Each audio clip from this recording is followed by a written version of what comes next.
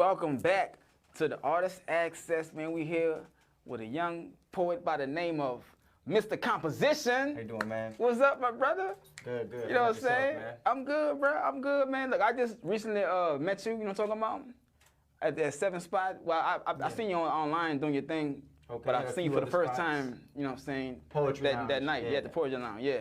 And your poetry is phenomenal, you feel me? I appreciate you, bro. Yeah, Appreciate yeah. you.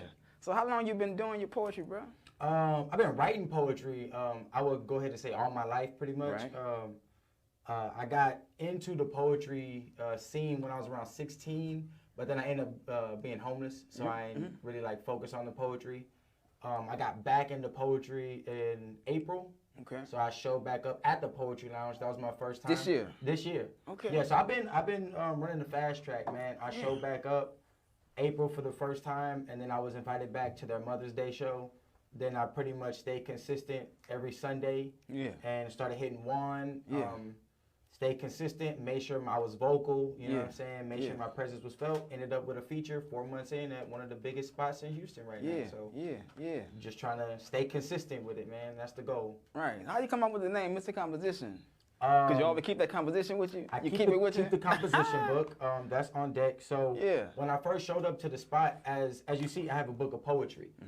That's your book? That's this you? is my book, Tangerine Dream, on Amazon for $9.99. You can get that.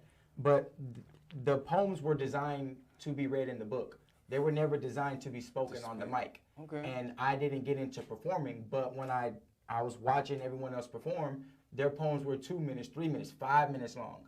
Reading from the book, it's 45 seconds tops and I'm done. So I wanted to extend that experience. And I came with new poems in general. So I wrote them in the composition book and I stayed coming so much. I was actually at another spot and someone said, oh, you keep your little composition book. And I said, I'm Mr. Composition, like I stay with it. Some poets behind me heard it and they're like, yo, that's dope, that's your new name. Like a poet is always given their name. Well, what you was going by people. before? I was Sean Poet. Okay. That was just half my first name, Marshawn, and then just Poet. Yeah. And I just thought that was decent enough, but the name stuck. Yeah. And I keep the book, I kept the name, and we just been running with it ever since, Mr. Composition. I like that, Mr. Composition. Yeah. Appreciate you, bro. When you put out the book? I put out the book, I think this was in May or June, so a few months ago, not too long ago.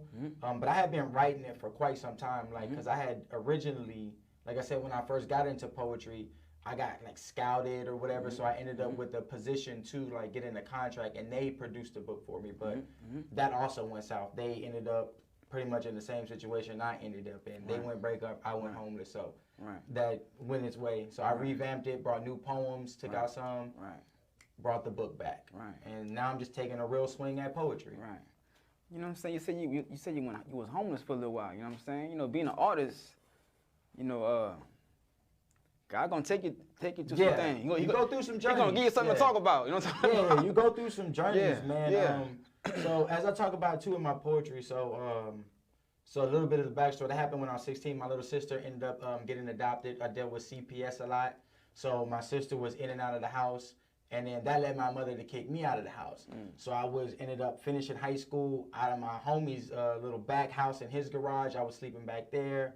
Ended up sleeping on a few other friends' couches for a number of years, just from couch here, couch there, until I finally kind of got my shit together in my late 20s to get an actual apartment, stop living in people's spare rooms and on their spare couches and shit. So yeah, it took me a number of years to get going in the correct path, but I feel like once I started, I didn't stop, and that led me, even now to the day, to be just able enough to spend time experiencing and exploring and taking a real shot at the poetry scene. Right. So, Would you say going through that, did that kind of give you some drive to want to do something with your life?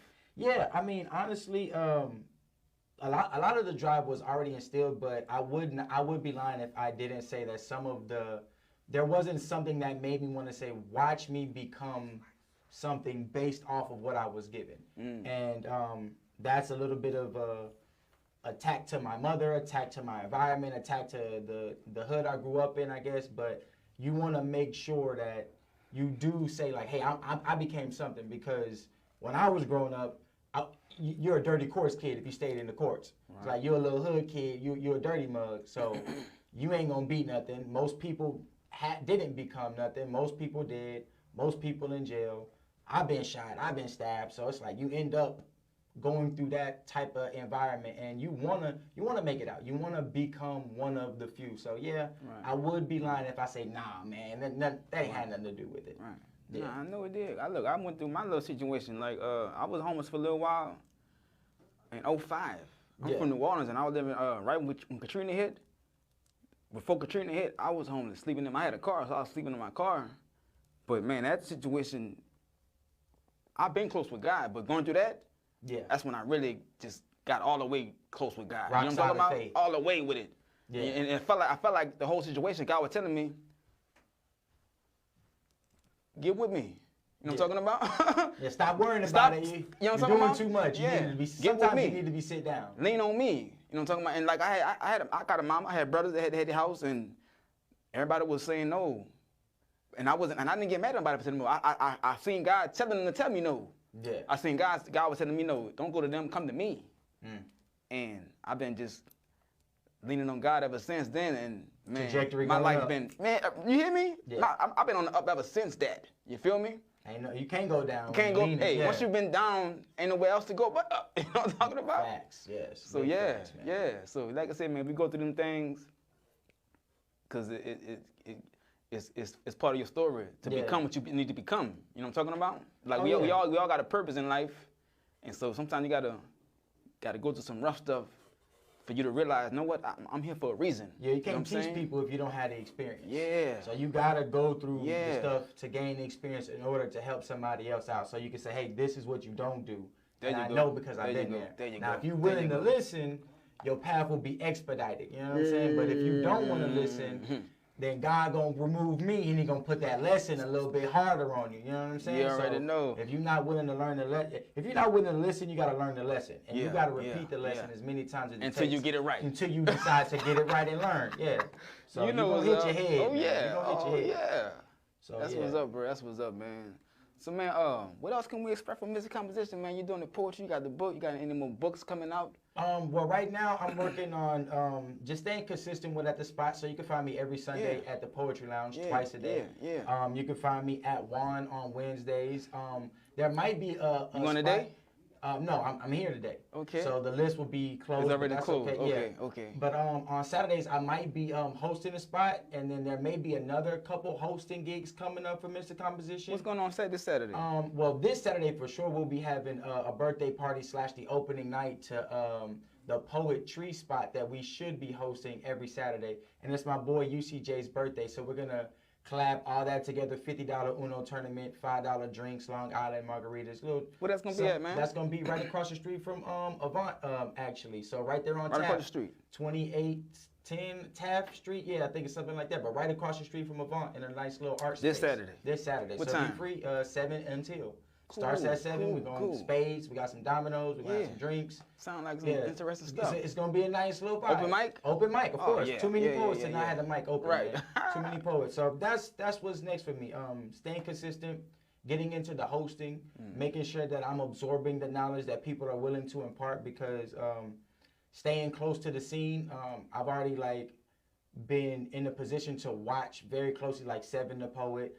I've been watching reality. I've been watching some of the hosts, Nikki the Kid. I've been watching these people perform it scot-free. They've imparted game. They've been doing their thing. And I've just been taking this time to watch. So I want to continue to watch and make sure that I'm able to listen, learn, uplift myself, take this knowledge, and then uplift the artists around me. Because I definitely came in with a goal. So I didn't come just to come. I came in with a business mindset, a professional poet mindset, that I was going to consistently show up, consistently bring new shit to the table, consistently, just bring what I think is my most authentic self in my poetic form. So